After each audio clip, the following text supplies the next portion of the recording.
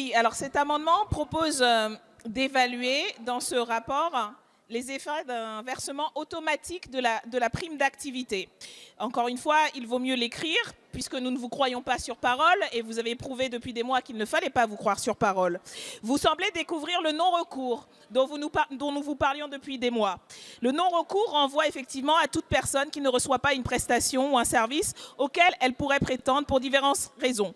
Non-connaissance, absence d'orientation, de proposition, de réception ou de demande. Et puis avec l'usine à gaz que vous nous avez préparée, je pense que ça va encore augmenter. Le taux de recours à la prime d'activité était environ 70% en moyenne sur l'année 2016. Le passage du RSA activité à la prime d'activité a permis de faire baisser le non-recours, mais plus d'un quart des personnes pouvant en bénéficier n'en bénéficient toujours pas. L'automatisation du versement de la prime d'activité permettrait donc d'éviter le non-recours et de pallier ainsi la précarité des salariés les plus pauvres. Efficacité. L'ancienne prime pour l'emploi était associée à la déclaration fiscale, ce qui permettait d'automatiser largement le dispositif et de limiter ainsi le taux de non-recours.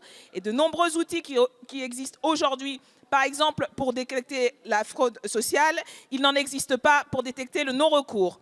Nous vous proposons donc par cet amendement d'avoir un outil efficace, clair, l'automaticité, et de l'introduire donc dans votre rapport. Et nous attendons bien entendu la réponse de la ministre qui était virulente tout à l'heure pour savoir si elle trouve effectivement déraisonnable de donner 1 million d'euros aux familles, les 100 familles les plus riches. Je suis sûre qu'elle a une réponse et qu'elle saura la donner à l'issue de cette discussion. Merci, monsieur le rapporteur. Merci, Monsieur le Président. Je suis ravie que Madame la députée Obono soutienne à ce point-là la politique du gouvernement, puisque la lutte contre le non-recours est la priorité de la stratégie de lutte contre la pauvreté. Nous avons prévu l'automatisation des bases ressources et du versement des allocations. Et donc, effectivement, vous avez raison, le non-recours est un problème. Aujourd'hui, il est de 20% pour la prime d'activité.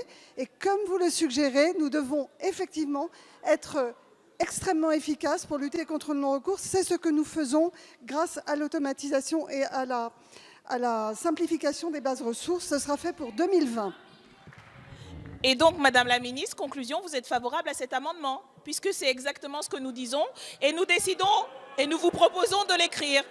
Et non, votre parole, Madame la Ministre, ne vaut absolument rien, étant donné tous les propos que vous avez eus depuis un an, parce que, ben oui, c'est scandaleux. C'est scandaleux que des ministres puissent avoir des déclarations un jour. S'il vous plaît, un peu de calme. C'est scandaleux qu'un gouvernement se Un prenne peu les pieds de et soit calme. incapable de dire si c'est 40, 90 ou 100 euros qu'on donnera sur Bien, la prime allez. d'activité. Oui, Un c'est peu de scandaleux. silence, s'il vous Et c'est plaît. ce scandale qui a fait mettre des millions de nos concitoyens à soutenir le mouvement des Gilets jaunes. Alors si vous ne l'écrivez pas, ça veut dire que vous ne le ferez pas. Voilà. Bien, nous allons procéder au vote sur cet amendement qui a reçu un avis défavorable du rapporteur et du gouvernement. Qui est pour? Contre? Il n'est pas adopté.